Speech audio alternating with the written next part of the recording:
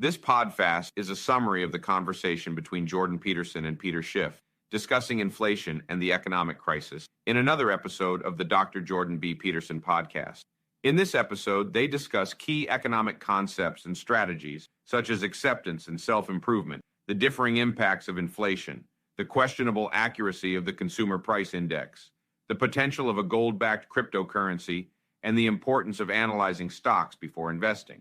Additionally, they talk about the potential for future recession and currency crisis and offer valuable advice for investors to navigate through these uncertain times.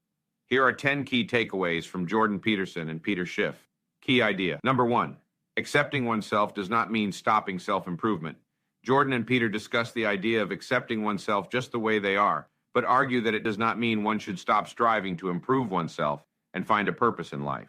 If you take a tree, it accepts itself as it is, but still continues to grow and reach towards the sky continuously. Peter explains that accepting oneself is the first step towards self-improvement, as it allows one to identify areas in which one wants to grow and develop. He notes that accepting oneself does not mean being complacent or stagnant, but rather recognizing that one is a work in progress and has the potential for growth and change. Peter also highlights the importance of being kind to oneself in the process of self-improvement. He notes that self-improvement can be challenging, and setbacks and failures are a natural part of the process. Therefore, it is essential to be patient, compassionate, and non-judgmental toward oneself. Key idea number 2, inflation impacts different groups of people differently. Inflation is an economic concept that refers to the rise in prices of goods and services over time. It impacts different groups of people differently, depending on their income levels, spending habits, and the types of goods and services they consume. Peter Schiff explains how inflation is the expansion of money supply and how politicians use it as a tool to fund their political campaign. He argues that inflation is a bigger threat now than ever before and advises people to take it into consideration when making investment decisions. For example, when inflation occurs, people who rely on fixed incomes or wages, such as retirees or low-wage workers, are particularly vulnerable. Inflation erodes the purchasing power of their income, meaning they can buy fewer goods and services with the same amount of money. This can result in a decline in their standard of living. On the other hand, people who have investments in assets that appreciate in value during inflation, such as real estate or gold, may benefit from inflation. Additionally, those who can quickly adjust their prices to match inflation, such as businesses with pricing power, may also benefit. Key idea number 3, the accuracy of the Consumer Price Index, CPI, is questionable. Jordan and Peter question the accuracy of the Consumer Price Index, or CPI, and how it is calculated by the government, suggesting that it is a fraudulent measurement that masks the real degree to which prices are rising. One reason for the questionable accuracy of CPI measurement is the substitution bias. The CPI assumes that consumers will continue to buy the same basket of goods and services even if their prices increase. However, in reality, consumers may substitute cheaper goods and services for more expensive ones. This means that the CPI may overstate inflation by not fully capturing the effects of consumer substitution. Another factor that affects the accuracy of CPI measurement is the quality bias. The CPI does not account for improvements in the quality of goods and services over time. For example, a new smartphone may cost more than an older model, but it also comes with more advanced features and capabilities. The CPI treats these two phones as the same product, even though they are not identical. This means that the CPI may overstate inflation by not fully accounting for the improvements in quality that occur over time. Key idea number 4, deferring debt to the future. Deferring debt to the future refers to the practice of borrowing money and delaying repayment, often at the cost of accruing interest or other fees. Jordan and Peter explain that in the context of inflation, deferring debt can be a tempting strategy for some individuals and entities, as the value of money tends to decrease over time. For example, if someone borrows $100,000 today and defers repayment for 10 years, the value of that $100,000 may have decreased significantly due to inflation by the time they repay the loan. However, while deferring debt may seem like a smart financial move in the short term, it can lead to significant financial burdens in the long run. When inflation is high, the value of money decreases quickly, which means that the amount of debt owed can actually increase over time. This is particularly true if the interest rate on the debt is also high. In addition, deferring debt can damage an individual's credit score and make it more difficult to secure loans or credit in the future. Key idea number 5, borrowing from the future as an economic strategy. Peter Schiff discusses the strategy of borrowing from the future, arguing that it should only be justified if it is used to create something that future generations will benefit from, like a bridge or capital investment. However, borrowing just to pay for welfare and social security benefits without any tangible asset is a degenerating bet and stealing from the future. This strategy refers to the practice of taking on debt or other financial obligations in the present, with the expectation of being able to pay them off or otherwise handle them in the future.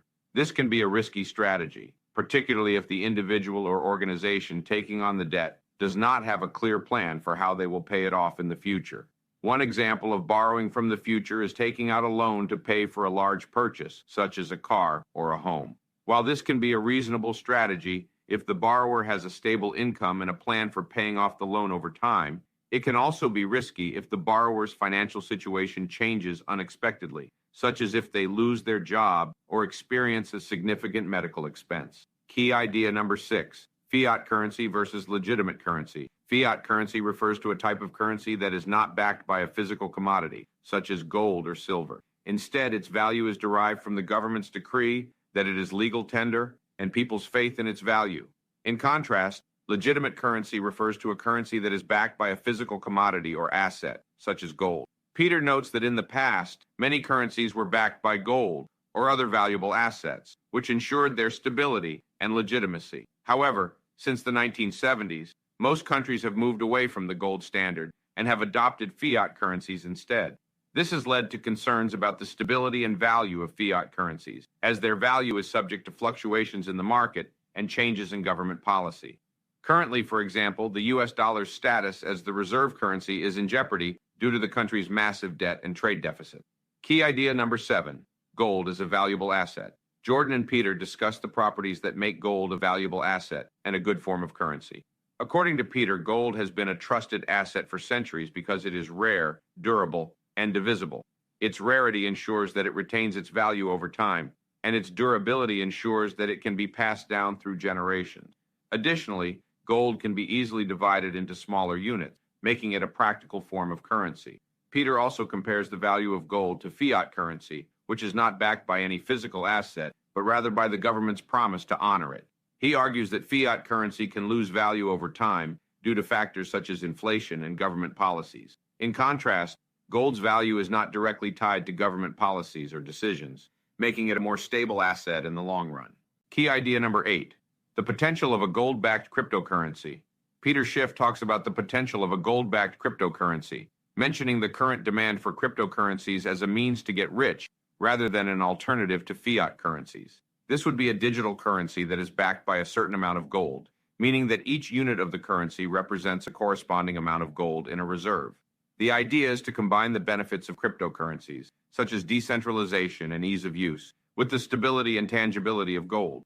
The idea of a gold-backed cryptocurrency is an intriguing one with potential benefits for both investors and users. However, it remains to be seen whether such a system could be effectively implemented, and whether it would gain widespread acceptance as a viable alternative to traditional currencies. Key idea number 9, importance of analyzing stocks before investing. Investing in stocks without proper research and analysis can be risky and lead to significant losses. Investors should carefully evaluate the financial health of a company, including its profitability, revenue growth, cash flow, debt, and other important financial metrics. It is important to understand the industry in which the company operates, as well as any potential risks or challenges it may face in the future. Investors should also pay attention to the management team and their track record, as well as any major news or developments that could impact the company's stock price. Furthermore, investors should have a long-term perspective and be patient with their investments. They should also diversify their portfolio to minimize risk and maximize returns. In the end, Jordan and Peter argue against solely investing in index stocks, since they can become artificially inflated and violate the presumption of independence. Key idea number 10, future recession and currency crisis. There is a possibility of a future recession and currency crisis if we take into consideration various economic factors such as inflation, deferring debt, and borrowing from the future.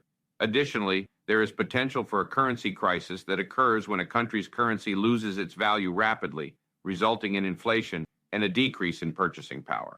Peter suggests that if a recession were to occur, it would be wise to invest in assets that would hold their value, such as gold, as opposed to stocks or fiat currency. Diversification is important for the long term, and investors should not put all their eggs in one basket. Instead, they should spread their investments across various asset classes and industries to minimize risk and protect against market volatility. Thank you for listening to this podcast between Jordan Peterson and Peter Schiff. If you enjoyed this content, please like and subscribe. See you next time.